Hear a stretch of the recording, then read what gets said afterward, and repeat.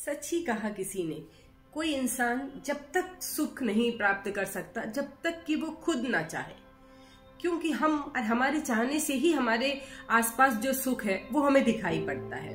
कहते हैं सुख और दुख तो जीवन की वो जर्नी है जो हम एक किनारे से लेकर दूसरे किनारे तक प्राप्त करते हैं। आज इसी से संबंधित आपको एक छोटी सी कहानी सुनाती हूँ। एक बार एक व्यक्ति था, वो अपने जीवन की उलझनों से काफी परेशान हो गया और उसने भगवान बुद्ध का नाम सुन रखा था कि इनके पास जाओ तो ये जीवन की सारी परेशानियों को खत्म कर देते हैं। ऐसा ही सोचकर एक दिन वो भगवान बुद्ध की तलाश में निकल दिया।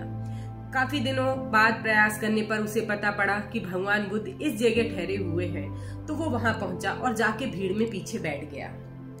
जब उसकी बारी आई तो वो सामने गया और उसने अपनी परेशानी बताई कि वो सुखी नहीं है।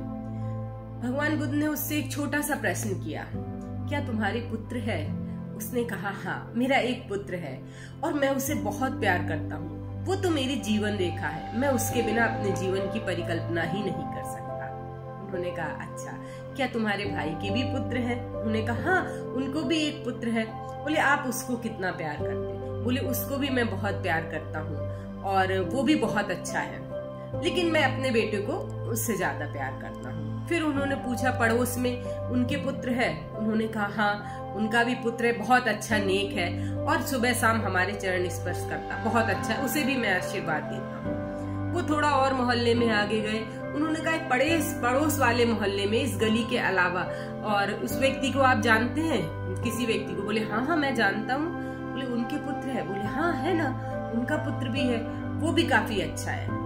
ठीक है, एक लाइन में उन्होंने बात कही और बोले, उससे जो एक तीसरी गली है जिसमें एक व्यक्ति है जो सिर्फ आता जाता है, आप लोग एक दूसरे को देख के नमस्कार कर देते, मुस्कुरा देते हैं, क्या उनका कोई पुत्र है जिससे आपकी ज्यादा घनिष्ठता नहीं? बोले, हाँ मुझे ऐसा लगता है कि उनका एक पुत्र है, क्योंकि अक्सर वो उनके साथ आते जाते दिखाई पड़ता है। ठीक है, भगवान बुद्ध ने सारी बातें जान ली। उन्होंने अब एक प्रश्न किया। बोले, मैं अब तुमसे एक प्रश्न करने जा रहा हूँ, अगर तुम्हारे पुत्र की मृत्यु हो जाए तो तुम्हें कैसा लगेगा?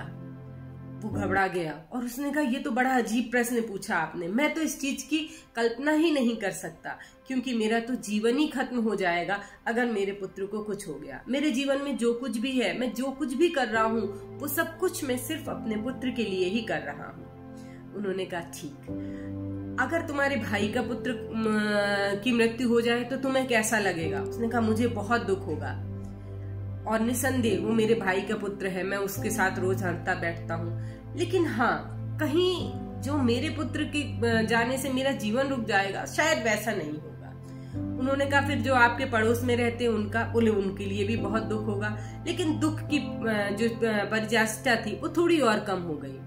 फिर अगले गली वाली के पुत्र के लिए उन्होंने पूछा और लास्ट में वो उस व्यक्ति तक पहुंच गए जिसे सिर्फ आते जाते थे और वो देखते थे कि वो उनके साथ आ रहा। उन्होंने पूछा, क्या अगर उसके पुत्र की मृत्यु हो जाए तो तुम्हें कैसा लगेगा? वो थोड़ी देर शांत रहा और उसने कहा, मुझे कोई फर्क नहीं पड़ेगा। क्यों? क्योंकि मैं उसे जानता ही नहीं हूँ, मैं उससे परिचित ही नहीं हूँ, तो मुझे कुछ भी फर्क नहीं पड़ेगा। ठीक उसी तरह हमारे जीवन में भी हम जिन चीजों से जितना ज्यादा अटैचमेंट कर लेते हैं, दुख हमारे जीवन में उतनी ही बड़ी रूप में सामने आता है। अगर हम इन चीजों को यूं ही स्वीकार कर लें तो शायद हम जिस चीज को जिस रूप में अपने जीवन में ले लेते हैं, दुख उसी रूप में हमारे सामने आ जाता है। ये तो बिल्कुल उस पेड़ की तरीके से हमें रहना चाहिए। जैसे एक पेड़ है, उस पे बहुत सारे पक्षी जो हैं वो अपना घोंसला बना लेते हैं, लेकिन अगले दिन सुबह वो उड़ के चले जाते हैं, पेड़ की तरफ नहीं देखते। पेड़ भी जानता है कि ये आज हमारे पास ऊपर बैठे हैं, कल ये चले जाएंगे। जब वो चले जाते हैं तो उन्हें कोई फर्क नहीं पड़ता। क्यों? क्योंकि फिर नए पक्षी आके उस पे अपना घोंसला बना लेते हैं। यदि जीवन के प्रति हमारा नजरिया भी इसी तरीके से रहे तो हम देखेंगे कि हम अपने जीवन में आने वाले सुख और दुखों से कम प्रभावित होंगे।